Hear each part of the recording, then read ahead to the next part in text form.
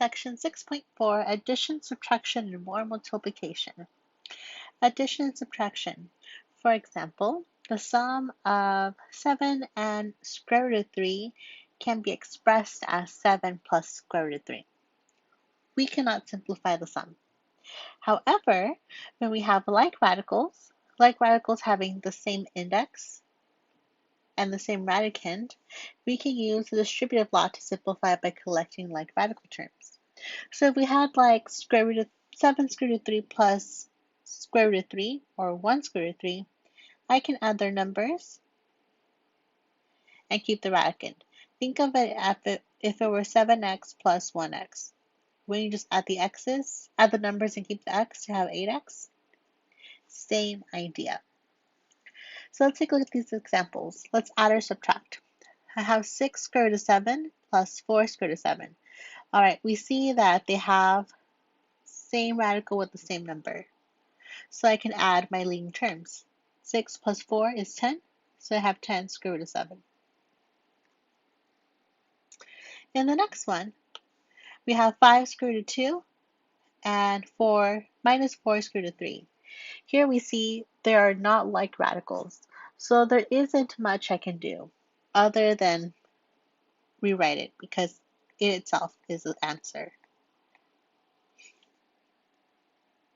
All right, here I have 3 square root of 8 minus 5 square root of 2. Well, they're not the same, but maybe they are. Maybe. The reason I say maybe is because I can simplify square root of 8. Square root of 8 is made up by 4 times 2. Square root of 4 is 2, so I have 3 times the square root of 4 is 2, and I'm left with square root of 2 minus 5 square root of 2. 3 times 2, we get 6 square root of 2 minus 5 square root of 2. So 6 minus 5, we get 1 square root of 2, or we can just write it as square root of 2.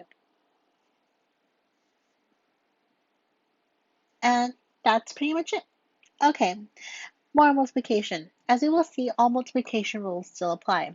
To multiply expressions in which some factors contain more than one term, we use the procedures for multiplying polynomials. So for A, we can still use the distributive law.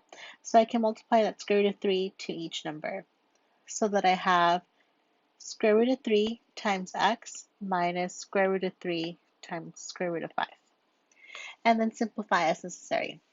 Well, here, there isn't much I can do except for write the number before the square root.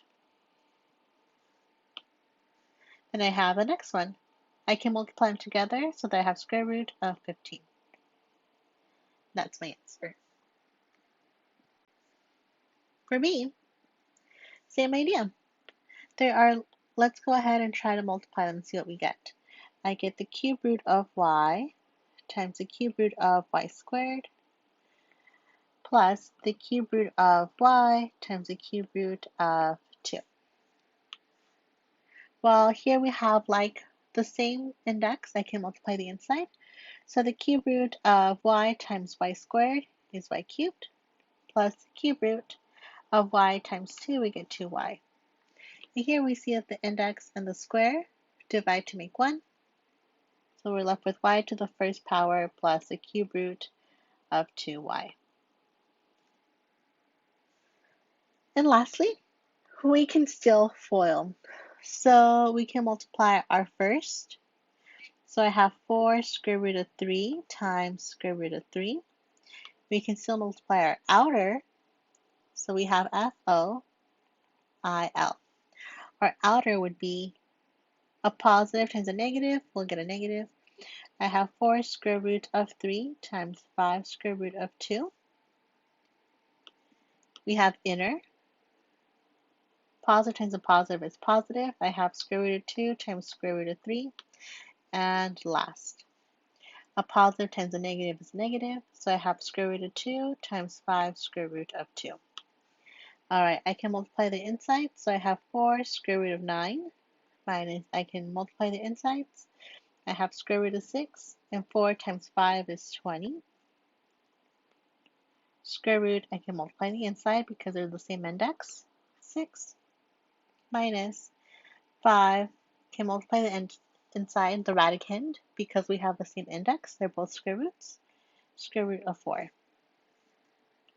right, well, the square root of 9 is 3, and the square root of 4 is 2, so that we have 4 times 3 minus 20 square root of 6 plus square root of 6 minus 5 times 10.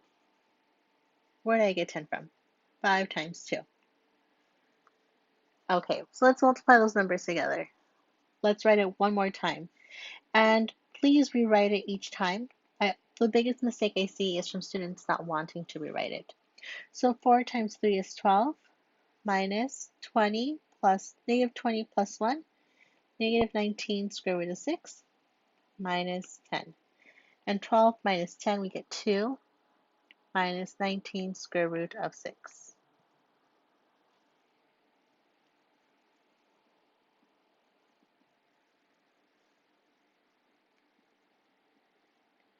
Okay, now remember your special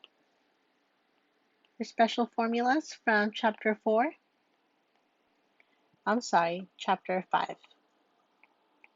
So here we have our sum squared. So if I have a plus b squared, it's the same as a squared plus 2 times a times b plus b squared. And for the next one, oh, that's this one. And then for d, we can use difference of squares. So if I have a minus b times a plus b, it's the same as a squared minus b squared. Okay, so for d, we notice that we can do that difference of squares. So I see we have the same number plus or minus the same number. So I can take my square root of a, square it, minus your square root of b, and square it. And that makes it so I can do less work. So the square root of a squared, we get at a. The square root of b squared, we get b. A minus b. For e, I can avoid foiling by remembering those special products from chapter 5. So if this is a and that's b, we can use this formula where I can use a squared plus 2 times a times b plus b squared. So that I have square root of 3 squared plus 2 times square root of 3 times x plus x squared. So this gives us 3 plus 2x square root of 3 plus x squared.